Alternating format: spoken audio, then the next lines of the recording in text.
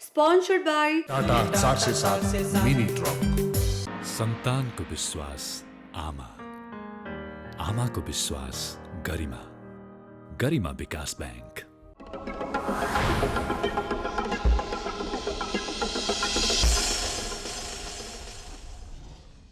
नमस्कार, यो AB news खबरको संकेत हो। दर्शकवृन्द, आईसीआईडी को प्रस्तुति डेभलपमेन्ट फोरम अन्तर्गतको अङ्क निर्माण सरोकारमा तपाईहरूलाई स्वागत छ। म करिश्मा कार्की। निर्माण क्षेत्रमा भएका विविध गतिविधिमा केन्द्रित निर्माण सरोकारको सुरुवातमा प्रस्तुत छ केही निर्माण समाचार।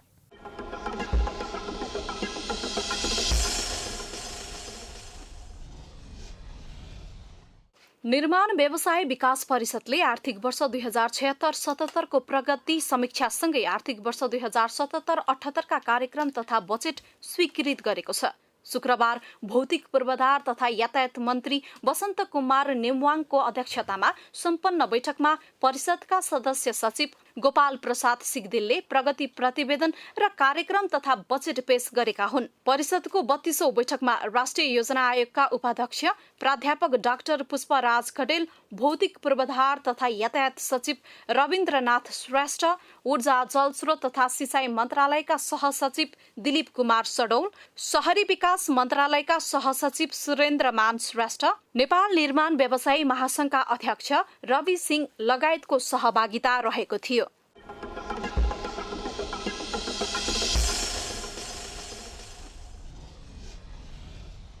सोमबार 13औं राष्ट्रिय निर्माण दिवस देशभर विभिन्न कार्यक्रम गरी मनाइँदैछ।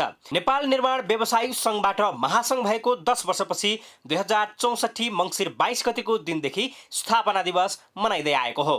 नेपाल निर्माण महासंघले निर्माण दिवसका अवसरमा कोभिड-19 को प्रोटोकल अनुसरण गर्दै विभिन्न जिल्लाहरूमा रक्तदान कार्यक्रम सञ्चालन गरेको छ।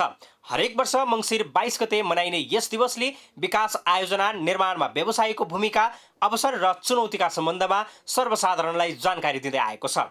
यस वर्ष व्यवसायीहरूले महामारीबाट प्रभावित निर्माणका कार्यमा थप म्याद र आर्थिक सहायताको माग सरकारसँग गरेका छन्।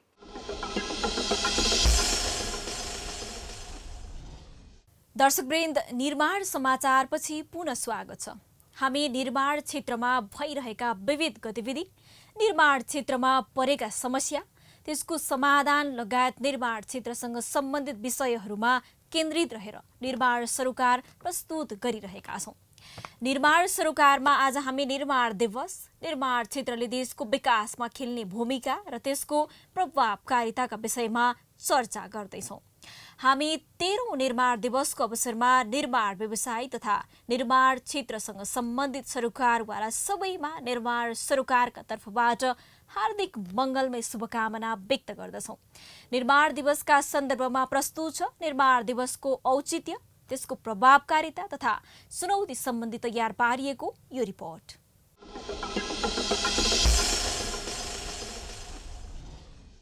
तेह्रौं राष्ट्रिय निर्माण दिवस देशभरका निर्माण व्यवसायी तथा निर्माणसँग आबद्ध सङ्घ संस्थाहरूले विभिन्न सामाजिक कार्यक्रम गरी मनाउँदै आएका छन्। नेपाल निर्माण व्यवसायी महासंघले सङ्घबाट महासंघ भएको 10 वर्षपछि 2064 मङ्सिर 22 गतेको दिनदेखि स्थापना दिवस मनाउँदै आएको हो। हरेक वर्ष सभा सम्मेलन, र्याली, रक्तदान र पुस्तक वितरण लगायतका विभिन्न कार्यक्रम गरी निर्माण दिवस मनाउँदै आएको छ।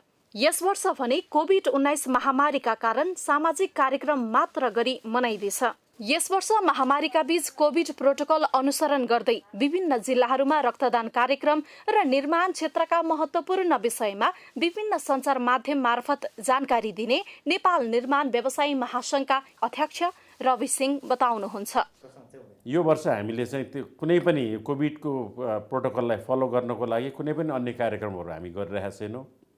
मात्र यो वर्ष रक्तदानको कार्यक्रमहरू गरिरहेका छौँ र जिल्लामा पनि साथीहरूले कोभिडको प्रोटोकललाई फलो गरेर, यो मापदण्डलाई फलो गरेर कार्यक्रमहरू गर्दै हुनुहुन्छ। हामीले यो वर्ष चाहिँ हामीले निर्माण दिवस रक्तदान र अन्य सामाजिक कार्यक्रममै सीमित राखेका छौँ। मुलुकको सर्वाङ्गीण विकासका लागि निर्माण उद्योग र निर्माण व्यवसायीहरू एकीकृत भई स्थापित भएको संस्था हो नेपाल निर्माण व्यवसायी महासंघ। विगतमा कछुवा गतिमा हुँदै आएको विकास निर्माणलाई तीव्र गति दिएर देशको उन्नति गर्न र सर्वसाधारणलाई निर्माण व्यवसायीहरूको भूमिकाको जानकारी गराउन महासङ्घको आयोजनामा देशैभर हरेक वर्ष मङ्सिर 22 गते निर्माण दिवस मनाइँदै आएको छ। कुनै पनि देशको विकास पूर्वाधार निर्माण कार्यहरूले निर्धारण गर्दछ। दिवसले निर्माण उद्योग र व्यवसायीहरूले खेलेको भूमिका, अवसर र चुनौतीलाई आम जनसमुदाय समक्ष सुसूचित गराउने गर्छ। दिवसले निर्माणमा उद्योग र व्यवसायीहरूले खेलेको भूमिका, अवसर र चुनौतीलाई आम जनसमुदाय समक्ष सुसूचित गराउने गर्छ। साथै विकास निर्माणमा आफूहरूको भूमिका जानकार गराउने मात्र नभएर आफ्ना कमी कमजोरीहरू स्वीकार गर्दै सर्वसाधारणबाट सुधारका लागि सुझावहरू आदान प्रदान गर्ने अवसरका रूपमा समेत निर्माण व्यवसायीले यो दिवस मनाउँदै आएका छन्। यस दिवसले व्यवसायीहरूको आवाजलाई सरकारसम्म पुर्याउन थप सहयोग हुने निर्माण व्यवसायी महासङ्घका अध्यक्ष रवि सिंह बताउनुहुन्छ। विकास निर्माणको काम कतिको आवश्यक छ मुलुकको लागि, सर्वाङ्गीण विकासको लागि, आम जनताको लागि कतिको आवश्यकता छ भनेर जानकारी गराउने र हाम्रा कमी कमजोरीहरूलाई सुधार्ने र हाम्रा आवश्यकताहरू आम नेपाल सरकारमा पुर्याउने, आम जनतामा पुर्याउने र यहाँ भएका अप्ठ्यारोहरूलाई पनि आम जनतामा पुर्याउने, हामीलाई सुधार्नुपर्ने कुराहरू पनि आम जनताबाट लिने र हामीले भोगिरहेका कठिनाइहरू पनि आम जनतासम्म पुर्याउनलाई पनि यो निर्माण दिवसको दिनमा आम जनताको ध्यान आकर्षण गर्ने, सरकारको ध्यान आकर्षण गर्ने, अन्तर्राष्ट्रिय स्तरमा राष्ट्रिय स्तरमा सबैको ध्यान आकर्षण गर्ने। 13औं राष्ट्रिय निर्माण दिवस मनाइरहँदा निर्माणका क्षेत्रमा धेरै चुनौती छन्।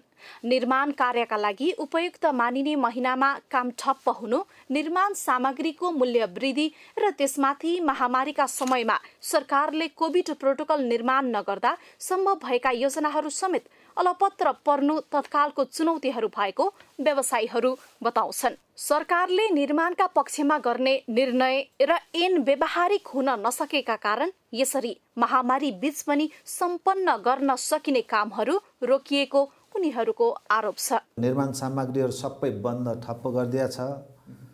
भाव वृद्धिमा नेपाल सरकारको चासो नै छैन।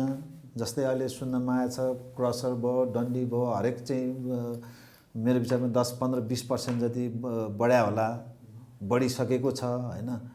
चुनौती पेमेन्ट छैन। व्यवसायहरूले काम गरेर 1-1.5 वर्ष भइसक्यो, पेमेन्ट सरकारबाट पेमेन्ट आएको छैन। तपाईहरु आफै भन्नुस् अब कसरी चाहिँ व्यवसायहरूले चाहिँ आफ्नो कार्य सञ्चालन गरिरह होला। उसो त विकास निर्माणका आकर्षक नाराहरू सबै राजनैतिक पार्टीले बनाउँछन्, तर जुनै पार्टीका सरकार बने पनि विकास निर्माणका लागि उचित वातावरण दिन भने असमर्थक हुने व्यवसायीहरूको गुनासो छ। वर्तमान सरकार पनि निर्माण कार्यलाई गति दिन र निर्माण व्यवसायलाई चलायमान बनाउने वातावरण सृजना गर्न भने चुकेको व्यवसायीहरू बताउँछन्। सरकारले निर्माणका लागि अनुकूल वातावरण बनाउनुको साटोमा व्यवसायीको हात खुट्टा बाँध्ने खालका निर्णयहरू गर्दै आएको नेपाल निर्माण व्यवसायी महासङ्घका कोषाध्यक्ष हिरण कुमार श्रेष्ठ बताउनुहुन्छ। नेपाल सरकारबाट जति चाहिँ आवश्यक पर्ने नीति नियमहरूमा चाहिँ उहाँहरू मन्त्रीज्यूहरू चाहिँ त अब हुन्छ भन्छन्, भइसकेपछि अब कहिले हो कहिले, तर यति बिचली अवस्थामा छन् कि अब हाम्रो महासङ्घको तर्फबाट भने त सधैँ जसो मैले खुद देखेको छु, म पनि गएको छु, सधैँ जसो मन्त्रालय धाउने चाहिँ हरेक दिन जसो चाहिँ कार्य चाहिँ महासङ्घको तर्फबाट भइरहेछ। निर्माण क्षेत्रमा आएका केही गैर निर्माण क्षेत्रका व्यवसायीहरूका कारण निर्माण व्यवसायको छवि धुमलिएको नेपाल निर्माण व्यवसायी महासङ्घका कोषाध्यक्ष हिरण कुमार श्रेष्ठ बताउनुहुन्छ। त्यो सम्भवै नभएको कुरा छ हैन। यो हाम्रो क्षेत्रभित्र पनि अहिले चाहिँ गैर व्यवसायीहरू चाहिँ घुसपैठ भएको कारणले गर्दाखेरि क्वालिटीमा चाहिँ उनीहरूको सोचाइ कस्तो हुन्छ भने मेरो काम चाहिँ यति हो, म यति जसरी भए पनि सिध्याउने, म आफ्नो पेमेन्ट लिने जाने हो। उनीहरूको सोचाइ त्यो हुन्छ हैन। र हाम्रो प्रोपर व्यवसायको त सोचाइ त्यो हुन्न, किनभने हामीले पनि आफूले गरेको काम त 4-5 वर्ष 10औं वर्ष चाहिँ त्यही बाटो हिँड्दाखेरि ओहो मैले गरेको भन्ने चिज मनमा त आनन्द हुन्छ नि। त्यो हिसाबले यहाँहरूले र जनताहरूले जति सोच्छन् यिनीहरूले चाहिँ क्वालिटीको काम गर्दैन भन्ने त्यो चिज होइन।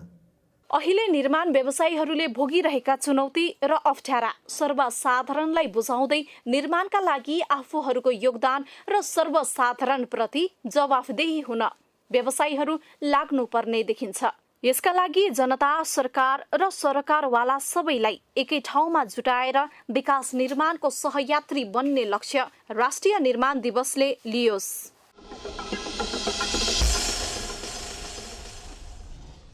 हामी 13औं निर्माण दिवसका अवसरको सन्दर्भमा निर्माण क्षेत्रको समस्या, कोभिड-19ले पारेको प्रभाव, नेपाल निर्माण व्यवसायीहरूले गर्दै आएका काम लगायतका सन्दर्भमा आजको निर्माण सरोकार प्रस्तुत गरिरहेका छौँ। निर्माण व्यवसायी महासङ्घको विगतदेखि अहिलेको कोभिड-19को अवस्थासम्म आइपुग्दा महासङ्घको स्थिति, भूमिका, कार्ययोजना तथा समष्टिगत रूपमा व्यवसायी महासङ्घको प्रभावकारिताका विषयमा तयार पारिएको प्रस्तुत छ यो रिपोर्ट।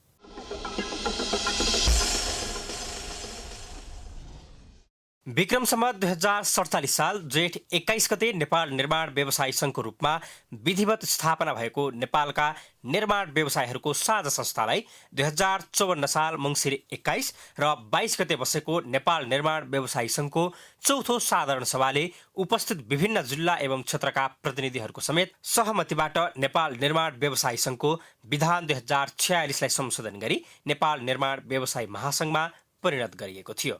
त्यसयता नेपाल निर्माण व्यवसायी महासङ्घ नै मुलुकका सम्पूर्ण निर्माण व्यवसायीहरूको एकमात्र छाता संस्थाको रूपमा क्रियाशील छ। निर्माण व्यवसायीहरूको छाता संगठनको रूपमा नेपाल निर्माण व्यवसायी महासङ्घले 3 दशकको यात्रा पार गरिसकेको छ। निर्माण व्यवसाय ऐन 2055 भनेको चाहिँ लगभग भनौँ 2031बाट गर्दाखेरि 24 वर्ष लाग्यो ऐन बन्नको लागि मात्रै भनिसकेपछि नेपाल सरकारले निर्माण व्यवसायलाई यो चाहिँ बाइपास गरेको यो पनि एउटा उदाहरण हो। महासङ्घ स्थापना कालदेखि नै निर्माण व्यवसायीहरूको हक हितमा समर्पित हुँदै आएको छ। व्यवसायीहरूको वृद्धि विकास गरी उनीहरूलाई दक्ष बनाउन महासङ्घले समय समयमा विभिन्न रचनात्मक कार्यक्रमहरू समेत सञ्चालन गर्दै आएको छ। निर्माण व्यवसायी मैत्री ऐन कानुनका लागि महासङ्घले लामो समयदेखि आफूलाई विविध आन्दोलनका कार्यक्रममा समेत समाहित गर्दै आएको छ। महासङ्घको आन्दोलनकै कारण निर्माण व्यवसायीहरूको हक हितको पक्षमा सरकार समेत जवाफदेही हुँदै आएको छ। पछिल्लो समय महासङ्घ मुलुकको अग्रणी निजी संस्थाको रूपमा स्थापित भइसकेको छ। निर्माण व्यवसायीको योगदान बिना समृद्ध नेपालको परिकल्पना गर्न सकिँदैन भन्ने तथ्य सरोकारवालाहरूले राम्रैसँग बुझिसकेको अवस्थामा व्यवसायीहरूको काँधमा धेरै जिम्मेवारी सहित चुनौती पनि थपिएका छन्। मङ्सिरदेखि जेठसम्म चाहिँ निर्माण कार्यको लागि उपयुक्त मौसम हो। गृहमन्त्रीज्यूको एउटा निर्देशन जारी भएको छ गृह मन्त्रालयबाट। 28 गते 77वटा जिल्लाको प्रमुख जिल्ला अधिकारीहरूले नेपालभरिका नदी नाला खानीमा भएको नदीजन्य निर्माण सामग्री, बालुवा, गिटी, ढुङ्गाहरू ओसार पसार, खरिद बिक्री, उत्खनन रोक लाएछ भन्दा विकास निर्माणको काम गर्ने बेलामा यो रोक लाएर कसरी विकास निर्माण अगाडि बढ्छ, यस्ता अव्यावहारिक निर्णयहरू गर्नु भएन। व्यावसायिक एकताबाट मात्र त्यस्ता चुनौतीबाट पार पाउन सम्भव छ भन्ने मान्यता यस महासङ्घले राखेको छ। हाल महासङ्घमा मुलुकभरका 15,500 भन्दा बढी व्यवसायी आबद्ध छन्। निर्माण व्यवसायले प्रत्यक्ष तथा अप्रत्यक्ष गरी करिब 20 लाख भन्दा बढीलाई रोजगारी दिएको छ। यस अर्थमा कृषिपछि सबैभन्दा बढी रोजगारी सृजना गर्ने क्षेत्र निर्माण व्यवसाय नै हो। नेपालको कुल गारस्थ उत्पादनमा निर्माण क्षेत्रको योगदान 11% छ। महासङ्घका प्रमुख उद्देश्यहरू: निर्माण व्यवसायलाई पेशागत रूपमा अँगाली कार्य गर्ने नेपाली निर्माण व्यवसायीलाई एक सूत्रमा बाँधी तिनीहरूको व्यावसायिक हितको संरक्षण, अभिवृद्धि र विकास गर्ने तथा नेपाली निर्माण व्यवसायीहरूको अभिलेख राखी स्वदेशी निर्माण उद्योगको स्तरको प्रारूप तयार गर्ने। निर्माण उद्योगको सम्बन्धमा नेपाल सरकारबाट समय समयमा लागू गर्ने नीति, नियम र सिद्धान्तलाई निर्माण व्यवसायीहरूको हितमा प्रतिपादन गर्न, संशोधन गर्न, कार्यान्वयन गर्न, गराउन निर्माण कार्यको सिलसिलामा तयार गरिने बोलपत्र, करारपत्र आदि दस्तावेजहरूमा अमेल एवं एकपक्षीय शर्तहरू हटाई अन्तर्राष्ट्रिय स्तरमा कायम गर्नका लागि नेपाल सरकार एवं अन्य सङ्घ संस्था वा निकाय समक्ष सुझाव पेश गर्ने, विभिन्न गोष्ठी, सेमिनार, छलफल आदिको आयोजना गरी यस कार्यमा प्रभावकारी भूमिका निभाउने।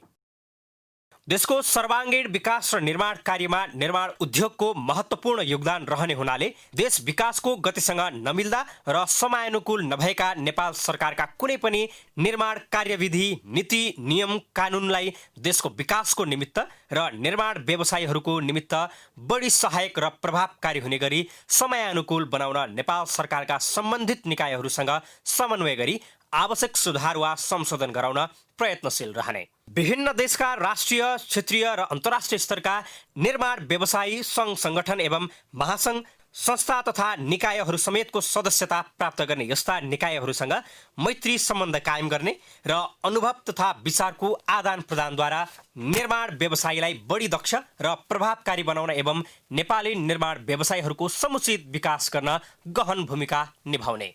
स्वदेशी निर्माण व्यवसायीको सिप, ज्ञान र दक्षताको अभिवृद्धि गरी विदेशी निर्माण व्यवसायीहरूसँग प्रतिस्पर्धा गर्ने क्षमता वृद्धिका लागि प्रयास गर्ने। नेपाली निर्माण व्यवसायीहरूलाई प्रोत्साहित गर्न, कदर गर्न तथा निर्माण व्यवसाय क्षेत्रमा योगदान पुर्याउने व्यक्तित्वहरूलाई समेत पुरस्कार, प्रशंसापत्र, कदरपत्र आदि प्रदान गर्ने र सम्बन्धित निकायमा सिफारिस गर्ने। देशमा आइपर्ने दैवी विपत्ति एवं प्राकृतिक प्रकोपका समयमा तन, मन र धनले सहयोग गर्ने। सामूहिक रूपमा निर्माण व्यवसायीहरूलाई आइपर्ने निर्माण व्यवसाय सम्बन्धी समस्याको समाधान गर्न प्रयत्न गर्ने। निर्माण व्यवसायसँग सम्बन्धित विभिन्न निकाय, वित्तीय संस्थाहरू आदिबाट नेपाली निर्माण व्यवसायीहरूलाई दिइआएका सुविधाहरू अझ बढी सरल र सुलभ तरिकाले उपभोग गर्न पाउने र थप सुविधा पाउने वातावरण सृजना गर्ने। विभिन्न समाजसेवा एवं जनउपयोगिताका कार्य गर्ने र त्यस्ता कार्य गराउन प्रोत्साहन दिने। अन्तर्राष्ट्रिय स्तरमा नेपाली निर्माण व्यवसायीहरूको साखमा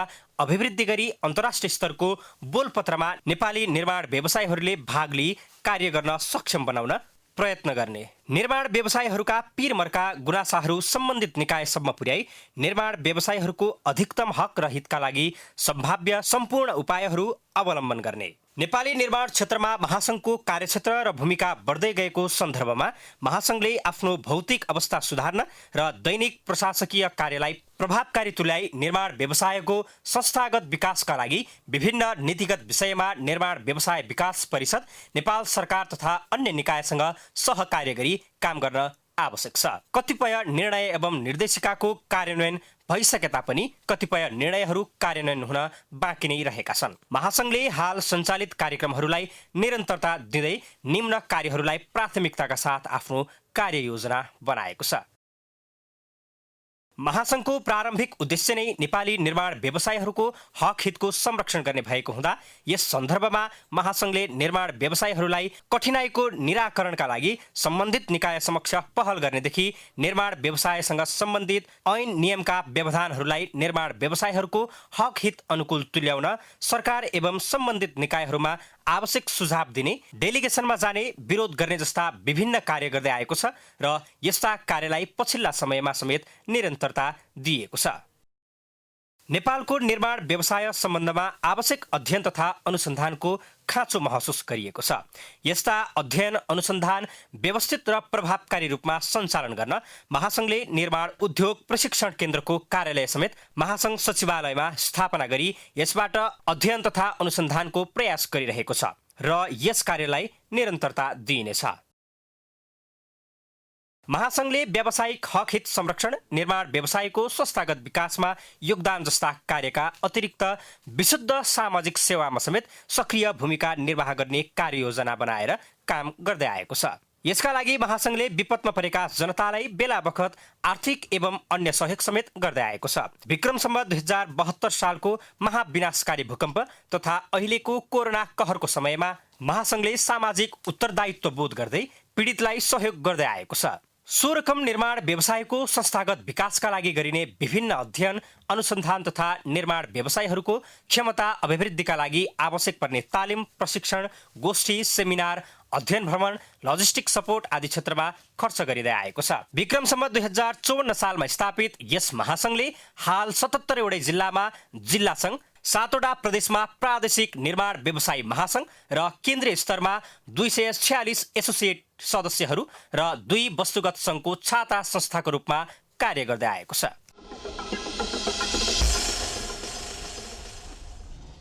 दर्शकवृन्द, निर्माण क्षेत्र देशको समृद्धिसँग जोडिएको पहिलो आधारशिला हो भन्दा फरक पर्दैन। देशको विकासमा महत्त्वपूर्ण भूमिका निर्वाह गरिरहेको निर्माण क्षेत्र विभिन्न किसिमका बाधा अडचनसँग जुधिरहेको छ। निर्माण क्षेत्रको समस्या समाधानमा उचित किसिमको निर्णयहरू नभएको निर्माण व्यवसायीहरूले गुनासो गर्दै आएका छन्। निर्माण व्यवसायीहरूले यावत चुनौतीहरू झेलिरहेकै अवस्थामा पछिल्लो समय नदीजन्य सामग्रीहरू गिटी, बालुवा आदिको उत्खनन तथा प्रशोधनमा सरकारले रोक लगाइरहँदा निर्माणजन्य ती सामग्रीको अभाव तथा कालो बजारी बढ्ने अवस्था सृजना भएको छ। कोभिड तथा पछिल्ला समय भएको गतिविधिले निर्माण क्षेत्रमा पारेको प्रभाव तथा समस्या समाधानका सम्बन्धमा तयार पारिएको यो एक रिपोर्ट। विश्वव्यापी महामारीको रूपमा रहेको कोरोना भाइरस कोभिड-19 का कारण देशभर पहिलो पटक 2076 चैत्र 11 गतेदेखि 2077 साल श्रावण 7 गतेसम्म र दोस्रो पटक साउन 3 देखि साउन 24 गतेसम्म देशका अधिकांश स्थानमा गरिएको निषेधाज्ञाका कारण समग्र अर्थतन्त्रमा सहित निर्माण क्षेत्रमा पनि प्रतिकूल प्रभाव पर्यो। हाल निर्माण व्यवसायहरूलाई रु 64 अरब नपुग भई बन्द प्रयास रहेको सम्पूर्ण विकास निर्माणका कार्यहरू द्रुत गतिमा अगाडि बढी समयमा नै सम्पन्न हुने, निर्माण व्यवसायको उत्थान हुने र बजारमा नगद प्रवाह बढ्न गई देशको अर्थतन्त्र पनि चलायमान हुने भएकाले धरोटी बापतको रकम निर्माण व्यवसायीले बैंक ग्यारेन्टीको आधारमा फिर्ता पाउने व्यवस्था गरिनुपर्ने अध्यक्ष सिंहले बताउनुभयो। निर्माण उद्योगीहरूले 65 अर्बको क्षति चाहिँ बेहोरिसकेका छ। अहिले गत वर्षदेखि अहिलेसम्म चाहिँ हामीले निर्माण कार्यहरू अगाडि बढाउन नसक्दाखेरि हाम्रो ब्याजमा लाग्ने लागत, हाम्रो ओभरहेडहरू हामीले 65 अर्ब रुपियाँ चाहिँ क्षति बेहोरिसकेको अवस्था छ र अझ थप क्षति हुनलाई चाहिँ यो अहिलेको यो गिटी बालुवा बन्द, म्याद थपको समस्याले चाहिँ अझ थप क्षतिहरू बेहोर्नु परिरहेको छ। यथाशीघ्र यो अहिलेको समयमा हामीले काम गर्न सकेनौँ भने अहिलेको 1 महिना गुमाउनु भनेको अन्य समयको 6 महिना गुमाउनु बराबर हो। तर कोभिड तथा अन्य समयमा समेत निर्माण व्यवसायलाई आवश्यक व्यवस्थाहरूको उपलब्धता गराउन सरकार चुकेको स्वीकार गर्नुहुन्छ नेपाल सरकारका पूर्व सचिव तुलसी सिटौला। अब राज्यको तर्फबाट, अनरको तर्फबाट, इम्प्लोयरको तर्फबाट जे जति फेसिलिटेट गर्नुपर्ने हो त्यो काम अहिलेसम्म हुन सकिरहेको छैन। अब निर्माण व्यवसायीहरू आफ्नो कर्तव्य पालनमा पनि केही पछाडि हुनुहुन्छ, त्यो अर्को पाटो भयो। तर काम चाहिँ राज्यको हो। निर्माण व्यवसायहरू माध्यम मात्रै हुन्, उहाँहरूले त्यो काम गरेर बुझाइदिने हो, त्यसपछि उहाँहरूको कुनै दायित्व जिम्मेवारी रहँदैन। त्यस अर्थमा राज्यले निर्माण व्यवसायहरूलाई फेसिलिटेट गर्नुपर्छ, आफ्नो काम लिनको लागि उहाँहरूलाई सहयोग गर्नुपर्छ। त्यो पक्षमा केही कमी कमजोरीहरू अझै छन्।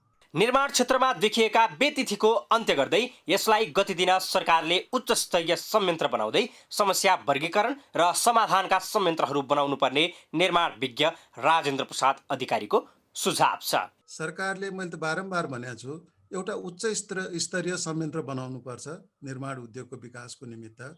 सार्वजनिक खरिद ऐन लगायत निर्माण आयोजना व्यवस्थापनको क्षेत्रमा देखिएका यो जम्मै विकृति र विसङ्गतिहरू, व्यथितिहरू जति छन् अथवा हाम्रा अक्षमता, हामी पनि छौँ त्यसको एउटा सहभागी, हामी पनि, म पनि हो। यी अक्षमताहरूलाई चाहिँ मतलब अब क्लासिफाई गरौँ हाम्रो समस्याको, निर्माण उद्योगभित्रको समस्याको ABCD क ख ग घ 4 क्याटेगोरीमा हाम्रो समस्या राखौँ र यही क्याटेगोरीमा सम्पन्न गर्न जरुरी, सम्पन्न गर्न सकिने, समस्या नभएका आयोजनाहरूमा फोकस गरौँ, त्यसलाई सम्पन्न गरौँ। अरू क्याटेगोरीमा पर्ने आयोजना अनुसार हामीले विकासको चाहिँ प्राथमिकता तोकौँ, बजेटहरूलाई चाहिँ राखौँ। कोरोना महामारीमा निर्माण क्षेत्रमा परेको प्रभावको समाधानका लागि सरकार र निर्माण व्यवसायहरूले उचित किसिमको निकास निकाल्दै कानुनी अल्झनहरूको समाधानमा सघाउ पुर्याउन आवश्यक छ। गुणस्तरको सुनिश्चितता जस्ता आधारभूत नै नपुगेकाले विकास निर्माणको व्यवस्थापन धेरै पछाडि परेको निर्माण विज्ञहरूको बुझाइ छ। सरकारले निर्माण आयोजनाको व्यवस्थापन सन्दर्भमा दरिलो र स्पष्ट मापदण्ड बनाउन नसक्दा आयोजनाको प्राथमिकता र आयोजनाका प्रगति न्यून भएको देखिन्छ। त्यसको समाधानका लागि समयमै उचित कदम चालिन आवश्यक छ। आजको निर्माण भोलिको लागि देशको समृद्धि हो भन्ने कुरा बुझ्न जरुरी छ।